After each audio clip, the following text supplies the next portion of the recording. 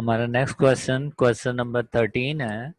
आप क्वेश्चन लिख लें। What are the consequences of thermal expansion? Question number 13, what are the consequences of thermal expansion? Thermal expansion के क्या क्या असरात होते हैं वो हमने यहाँ पे डिस्कस करने हैं। सबसे पहले जनरली हम बात करेंगे द एक्सपेंशन से लेके टेम्परेचर तक, जिसमें हम बताएंगे कि जब भी एक्सपेंशन होती है, चाहे वो ब्रिजेस में हो, रोड्स में हो, किसी भी कंस्ट्रक्शन में एक्सपेंशन लाजमी होती है, चाहे वो माइनर ही क्यों ना हो, और उस उसमें अगर हम एहतियातें ना रखें तो ऐसी सूरत में जो है वो बहुत बड़ा डैमेज हो सकता है, नुकसान हो सकता है।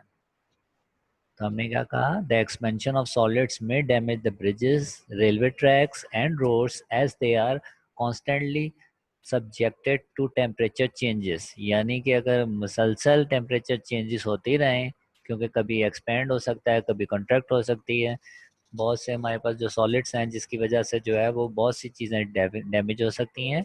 सो प्रोविजन, एहतियातें होनी चाहिए, is made during construction for expansion and contraction with temperature. तो इसलिए जो है एक्सपेंशन और कंट्रैक्शन के लिए कुछ ना कुछ जो है वो हमें सेफ्टी करनी बहुत ज़रूरी है। तो हम डिस्कस करते हैं नंबर 1 पॉइंट, जो कि हमारे पास एग्जांपल्स में आएगा। पहली एग्जांपल जो है यहाँ पे आप सब हेडिंग डाल सकते हैं। Main heading consequences of thermal expansion में हमने दा से लेके टेम्परेचर तक जो है ये हमने जनरल बात करनी है। उसके बाद एग्जांपल्स की हेडिंग डाल के नंबर 1 हमारे पास आएगा रेलवे ट्रैक। अब रेलवे ट्रैक जो होते हैं, जैसा कि आप साइड में देखें एक डायग्राम भी बनी हुई है, 8.15 हमने बनानी नहीं है। जब भी रेलवे ट्रैक बिछाए जाते हैं तो इनके दो ट्रैक्स के दरमियान जो है वो गैप रखा जाता है। जैसा कि डायग्राम में आपको एक गैप नज़र आ रहा है। इस गैप का मकसद ये होता है कि गर्मियों में जब ये ट्रैक जो होते हैं, आयरन ट्रैक जो होते हैं, एक्सपेंड करते हैं तो इनको जगह मिल जाती है। इनमें लीनियर एक्सपेंशन होती है, थोड़ा सा आगे की तरफ बढ़ते हैं। और जब सर्दियों में ये कॉन्ट्रैक्ट करते हैं थोड़ा, तो वापस थोड़ा सा छोटे हो जाते हैं लेंथ में, जिसकी वजह से जो है ये ट्विस्ट नहीं करते हैं, टेढ़े नहीं होते हैं, और ये सदियों तक चलते रहते हैं। तो यही बात हमने की है। रेलवे ट्रैक्स बकल्ड जो जोड़े जाते हैं on a hot summer day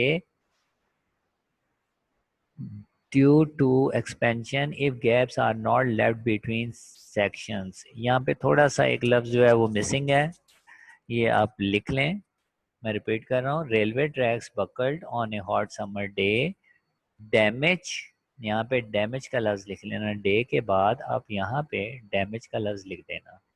तो हमारा फर्स्ट जो है रेलवे ट्रैक्स, इसमें हमने बताया railway tracks buckled on a hot summer day, जो गर्मियों में जो है वो जोड़े जाते हैं, damage due to expansion if gaps are not left between the sections. अगर दो सेक्शन के दरमियान गैप्स ना रखे जाएं तो वो डैमेज हो जाते हैं, ट्विस्ट हो जाते हैं, टेढ़े हो जाते हैं, ख़राब हो जाते हैं। उसके बाद इसके साथ कोई डायग्राम नहीं थी फर्स्ट एग्जाम्पल के साथ। सेकंड एग्जाम्पल जो है हमारे पास वो ब्रिजेस से स्टार्ट होती है और अप टू एक्सपेंशन जो है यहाँ पे ख़त्म हो जाती है। और इसके साथ डायग्राम है 8.16 डायग्राम जो है ये हमने ड्रॉ करनी है। जो हमारे पास आयरन ग्रेडर्स होते हैं, जितने भी हमारे पास ब्रिजेस लोहे के बने हुए होते हैं, उनके बारे में हम यहाँ पे डिस्कस कर रहे हैं। उनका एक एंड जो होता है वो फिक्स किया होता है स्ट्रॉन्ग सपोर्ट के साथ। जैसा कि राइट साइड देखें तो वो बिल्कुल फिक्स हुई हुई है किसी वॉल के साथ, और लेफ्ट साइड जो है वो उसमें गैप रखा हुआ है। ठीक है, जिसकी वजह से ये जो आयरन ग्रिडर है ये एक्सपेंड हो सकता है, आगे की तरफ थोड़ा सा मूव कर सकता है, और सर्दियों में कॉन्ट्रैक्ट हो सकता है, थोड़ा सा वापस भी आ सकता है। और नीचे जो है वो रोलर रखे जाते हैं। रोलर का मकसद ये है कि रॉड आराम से इसके ऊपर आगे भी चली जाए और पीछे की तरफ भी रोलर के ऊपर मूव करके चली जाए सर्दियों और गर्मियों में, जिसकी वजह से ये डैमेज नहीं होता है, और समर में और विंटर में जो है कोई प्रॉब्लम्स नहीं आती हैं, और सदियों तक ये ब्रिज चलता रहता है हमारे पास। थर्ड है हमारे पास एग्जाम्पल, ये मैंने जो बोल्ड की हुई है, ट्रांसमिशन लाइंस। इसके साथ भी डायग्राम है, नीचे आप देखें तो 8.17 डायग्राम जो है ये हमने ड्रॉ करनी है। ट्रांसमिशन लाइंस जो हैं जितने भी हमारे पास वायरिंग होती है, बिजली की वायरिंग देख लें तो ये सारे के सारे जो हैं इनको थोड़ा सा ढीला रखा जाता है। जब भी इनको जोड़ा जाता है तो इनमें सैग रखा जाता है।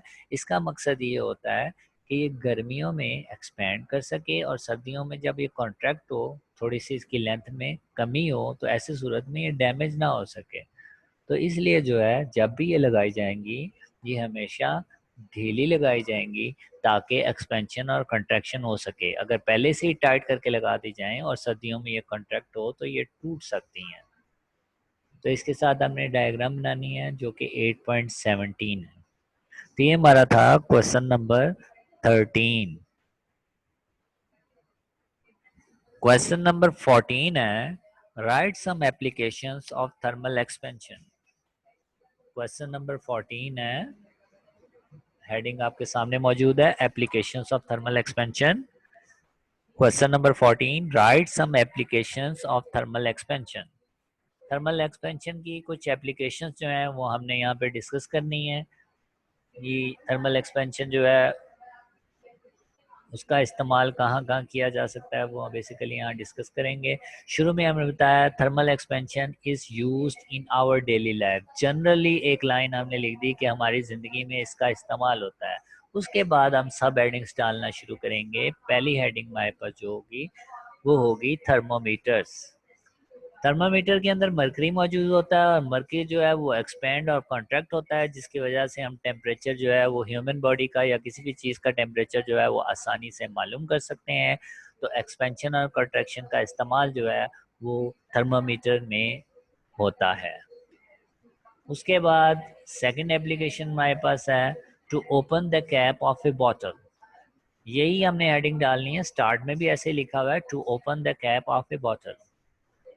अब किसी भी बोतल का कैप जो है उसको खोलने के लिए अगर वो बहुत ज़्यादा टाइट हो और वो ओपन ना हो रहा हो तो ऐसी सूरत में एक मेथड बताया गया है कि अगर हम पानी गर्म करें, उबलता हुआ पानी लें और बोतल का जो ढक्कन है, जो ढक्कन वाला हिस्सा है, उसको डिप कर दें थोड़ी देर के लिए पानी के अंदर और फिर हम बाहर निकाल लें तो वो माइनर सा अपनी जगह से एक्सपेंड कर जाएगा।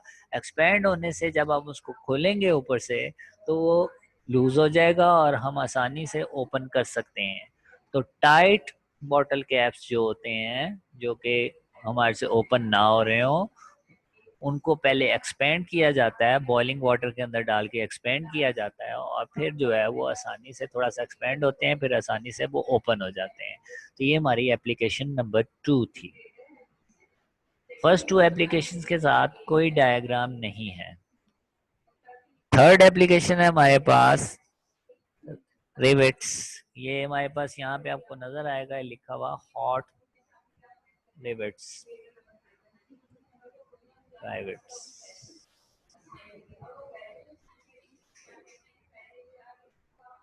अच्छा, हॉट रिवेट्स क्या चीज़ है? ये साइड में अगर देखें फिगर 8.18 जो है आपका डायग्राम नज़र आएगी। वो कहता है स्टील की 2 प्लेटें होती हैं, उनको जोड़ने के लिए जो है ये रिवेट्स का इस्तेमाल किया जाता है। ये जो है बेसिकली इनको गर्म कर दी। ये जो आपको नज़र आ रहे हैं ये अंदर मेरा डायग्राम में देखें तो पर्पल कलर के तकरीबन है, जिनका एक हिस्सा जो है वो ब्लंड है, फैला हुआ है और एक हिस्सा बिल्कुल स्ट्रेट है। तो ये दोनों प्लेट्स के दरमियान में फिक्स हुए हुए आपको दिखाई देंगे। तो ए डायग्राम को देखें, 2 प्लेटों को जोड़ने के लिए होल्स के अंदर जो है वो हॉट रिवेट्स यानी कि गर्म करके अच्छे तरीके से इनके अंदर डाल दिया जाता है।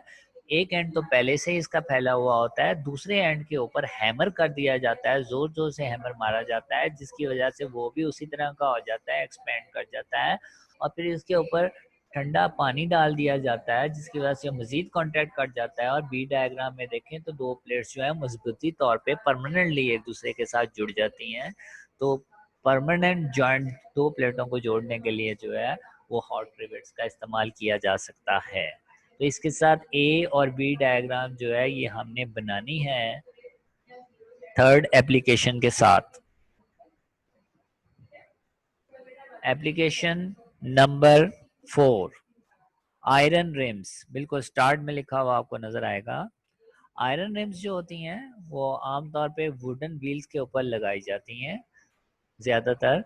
तो आयरन रिम्स जो है वो वुडन वुडन व्हील्स के ऊपर चढ़ाने के लिए जो है वो पहले उन रिम्स का थोड़ा सा एक्सपेंड किया जाता है, क्योंकि शुरू में जब रिम बनाई जाती है वुडन व्हील से थोड़ी सी उसका डायमीटर जो होता है वो कम रखा जाता है। उसके बाद उस आयरन रिम को अच्छे तरीके से हीटअप किया जाता है। हीटअप करने से वो रिम जो है वो माइनर सी एक्सपेंड कर जाती है। एक्सपेंड होने से वो आराम से जो है वुडन व्हील के ऊपर चढ़ जाती है, और फिर इसके ऊपर ठंडा पानी डाला जाता है, वो कॉन्ट्रैक्ट होती है और फिर वो वुडन व्हील को ग्रिप कर लेती है, और इस तरीके से तो है वो आयरन रिम जो है वो चढ़ाई जाती है और देर तक ये चलती है। तो हमने क्या बताया आयरन रिम के बारे में कि वुडन व्हील से थोड़े से कम डायमीटर की आयरन रिम बनाई जाती है, उसको हीट करके एक्सपेंड किया जाता है और फिर उसको आराम से वुडन व्हील के ऊपर चढ़ा दिया जाता है और फिर ठंडा पानी उसके ऊपर डाल दिया जाता है, वो कॉन्ट्रैक्ट होती है और फिर उसके साथ जुड़ जाती है, तो इस तरीके से अच्छी ग्रिप हो जाती है। तो ये हमारे पास थी एप्लीकेशन नंबर 4। इसके साथ कोई डायग्राम नहीं है, सिर्फ एप्लीकेशन नंबर 3 के साथ डायग्राम मौजूद है। उसके बाद हमारे पास एक और क्वेश्चन है, क्वेश्चन नंबर 15 है हमारे पास। What is a bimetal strip, right its uses. What is a bimetal strip, right its uses. Bimetal strip क्या होती है और इसको कहाँ कहाँ इस्तेमाल किया जाता है, ये हमने डिस्कस करना है। बायोमेटल स्ट्रिप जो है, सबसे पहले आप याद रखें कि अगर एज शॉर्ट क्वेश्चन आए तो ये शुरू में इसकी डेफिनेशन मौजूद है, और ये डेफिनेशन फिगर 8.19 तक जाती है, 8.19 बी तक जाती है, और ये फिगर जो है ये हमने इसके साथ बनानी है। फिगर ये जो मैंने इस वक्त बोल्ड की हुई है, ये वाली फिगर जो है ये इसके साथ बनानी है अगर शॉर्ट क्वेश्चन भी आता है तो। बायोमेटल स्ट्रिप क्वेश्चन नंबर 15 है, what is A biometal strip, right its uses. तो मैंने कहा कि शुरू से लेके अप टू मेन हेडिंग के बाद यहाँ तक लिखना है 8.19। ऑब्वियसली फिगर 8.19 के बजाय एज शोन इन फिगर ही लिखेंगे, और इसके साथ ये डायग्राम आनी है जो इस वक्त मैंने बोल्ड की हुई है। डायग्राम मैं सामने रखता हूँ और इसकी डेफिनेशन मैं आपको एक्सप्लेन करता हूँ। इसकी डेफिनेशन ये है, बाई मेटल, दो मेटल्स की बनी हुई एक स्ट्रिप है। नाम से पता चल रहा है दो मेटल्स की बनी हुई एक स्ट्रिप होती है। आमतौर पे आयरन और ब्रास की बनी होती है, क्योंकि आयरन और ब्रास दोनों को अगर हम बराबर हीट दें तो ब्रास ज्यादा एक्सपेंड करता है और आयरन कम एक्सपेंड करता है। तो एक ही एक्सपेंशन ज्यादा है और एक ही एक्सपेंशन कम है, और इन दोनों को जोड़ के एक स्ट्रिप बनाई गई है जिसको बाईमेटल स्ट्रिप कहते हैं। ऐसी स्ट्रिप को जब हीटअप करते हैं एक एंड से, जैसा कि आप नीचे वाली डायग्राम में देख सकते हैं, ये हमने कैंडल से इसको हीटअप किया है। हीटअप करने से क्या होता है, दोनों ही एक्सपेंड करती हैं, लेकिन चूंकि ब्रास ज्यादा एक्सपेंड करती है जिसकी वजह से जो है ये स्ट्रिप जो है वो ट्विस्ट कर जाती है, बेंड हो जाती है। तो ये हमारे मुख्तलिफ इंस्ट्रूमेंट में इस तरह की स्ट्रिप जो है वो इस्तेमाल की जा सकती है। तो यही हमारे पास इसकी डेफिनेशन है। ये हम स्टार्ट से अगर हम रीड करें, a bimetal strip consists of two thin strips of different metals such as brass and iron joined together as shown in the figure A. On heating the strip, brass expands more than iron. This unequal expansion causes bending of strip as shown in the figure. और ये figure हमने बनानी है, और ए diagram में हमने strip वैसे show की गई है, उसको हमने हीट अप नहीं किया है बायोमेटल स्ट्रिप, और बी डायग्राम में एक एंड से हमने बायोमेटल स्ट्रिप को हीट अप किया है जिसकी वजह से वो ट्विस्ट कर गई है, बेंड कर गई है। उसके बाद हमारे पास इसके यूजेस हैं, यहाँ पे आप यूजेस की हेडिंग डाल दें। बायोमेटल स्ट्रिप जो है वो फर्नेसेस में भी इस्तेमाल होता है, ओवन के अंदर भी इस्तेमाल होता है। थर्मोस्टेट एक ऑटोमेटिक स्विच है, उसमें भी इस्तेमाल किया जाता है। थर्मोस्टेट जो है वो आयरन्स में इस्तेमाल होता है, इस्त्रियों में इस्तेमाल होता है, एंड सो ऑन। तो यूजेस अगर एज शॉर्ट क्वेश्चन में यूजेस पूछे जाएं तो मेन आपने ये याद रखना है कि फर्नेस में इस्तेमाल होता है, ओवन में इस्तेमाल होता है, इलेक्ट्रिक आयरन में इस्तेमाल होता है। और अगर ऐसा लॉन्ग क्वेश्चन आ रहा है ये, तो ऐसी सूरत में आपने बता देना है डिटेल में कि बायोमेटल स्ट्रिप का जो है वो बहुत से इस्तेमाल हैं। इसको थर्मोमीटर में भी इस्तेमाल कर सकते हैं, फर्नेसेस में भी इस्तेमाल कर सकते हैं, ओवन्स में भी इस्तेमाल कर सकते हैं। इसके अलावा थर्मोस्टेट एक ऑटोमेटिक स्विच होता है, इसके तौर पे भी इस्तेमाल किया जा सकता है। और इलेक्ट्रिक आयरन में जो है वो थर्मोस्टेट का इस्तेमाल होता है, यानी कि बायोमेटल स्ट्रिप का इस्तेमाल होता है। और अगर ये लॉन्ग क्वेश्चन आया है, तो ऐसी सूरत में आपको ये डायग्राम जो है, ये साइड में डायग्राम जो बनी हुई है, ये यूजेस के एंड में आपको बनानी पड़ेगी।